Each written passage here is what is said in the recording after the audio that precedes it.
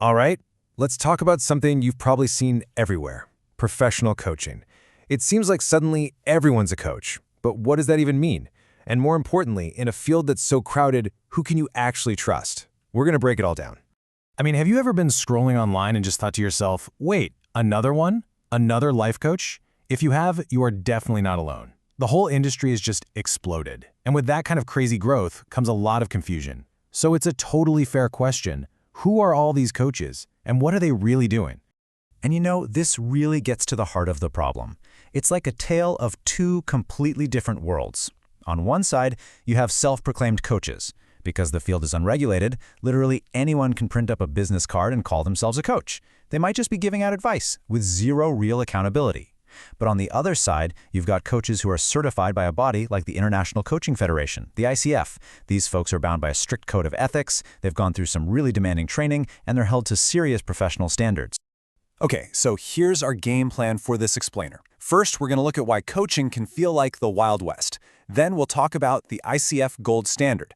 After that, we'll see ethics in action with some real-world scenarios. We'll also clear up the huge difference between coaching and therapy. And finally, we'll wrap up with why all of this, why certification matters so much. So let's jump right in. Why does this whole coaching world sometimes feel like the Wild West? Well, it pretty much all boils down to one thing: a total lack of regulation. See, the thing is, there's no official legal body that owns the word coach. So anyone, and I mean anyone, can use it. This creates a massive range of experiences for clients. You could get something amazing and totally life-changing, or you could get something that's just plain ineffective, a huge waste of your time and money, or even worse, it could be harmful. And that's the core problem that a professional credential is meant to solve. So, how do we find some order in all this chaos? Well, let's talk about the International Coaching Federation, or ICF for short. You can think of them as the leading global organization that's really dedicated to setting a high bar for the entire coaching profession. And we're not talking about a small club here. We're talking over 50,000 members spread across more than 150 countries. Since way back in 1995, the ICF has been building this incredible global network of trained professional coaches who've all committed to the exact same high standards for how they practice and the ethics they follow.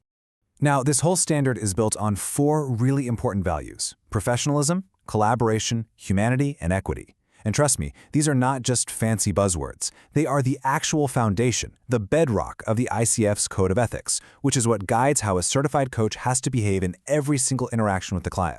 And this definition, it perfectly nails what real coaching is all about. The ICF calls it partnering with clients in a thought-provoking and creative process. The two words to really focus on there are partnering and process. It's not about a coach giving you advice or telling you what to do. Nope. It's about them helping you find your own answers. Okay, so all this theory sounds great, right? But the real test is how it actually works when things get messy in the real world. So let's look at a couple of scenarios. And these are taken straight from the ICF's credentialing exam to see how a certified coach is expected to handle these ethical dilemmas. All right, scenario number one. Put yourself in the coach's shoes for a second. You're in a great first meeting with a potential new client. Everything's clicking, and then they mention their company, and your stomach drops because you realize you're an investor in their biggest competitor. Talk about a conflict of interest. So, what do you think? You be the judge here. Thinking about those core values, professionalism, humanity, what is the absolute best thing you could do in this situation? And what's the absolute worst? The answer? It's all about being upfront, immediately.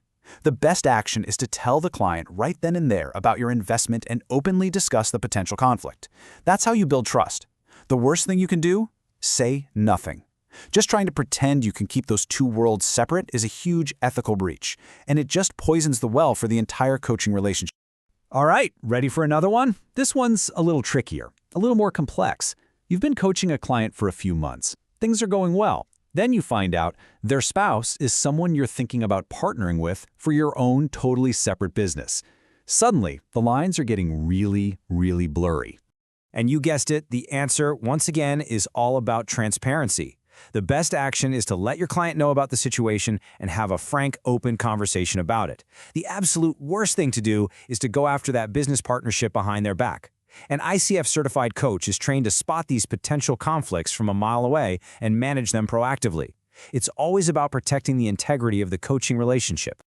All this talk about boundaries leads us to a really, really important one, and that's the line between coaching and therapy. Honestly, this is probably one of the most misunderstood things about coaching. This chart here, it does a fantastic job of breaking this all down. Think of it this way. A consultant is an expert who gives you advice. Their mantra is basically, do what I say. A mentor shares what they've learned from their own journey. Their mantra is, do what I did. But a coach empowers you to figure it out for yourself. Their mantra is, let me help you find your answer. They're your partner in growth. They're not your boss. And this is absolutely crucial. A huge part of being an ethical coach is knowing your limits, knowing where your job ends and another professional's begins.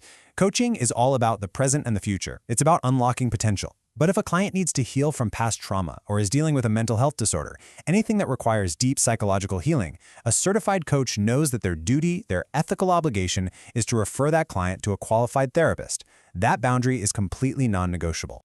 Okay, so let's tie this all together. Why does this little piece of paper, this certification, matter so much? Well, because it's not just a piece of paper. It's proof. It's proof of a deep commitment to every single principle we've just talked about. And let me tell you, getting that ICF credential is no walk in the park. You have to complete a ton of accredited training. You have to log hundreds of hours of actual coaching experience, all while being mentored yourself. Then you have to submit recorded coaching sessions to be evaluated, and after all that, you have to pass that really tough exam, the same one we pulled our scenarios from. It's a serious journey that guarantees competence and a strong ethical compass.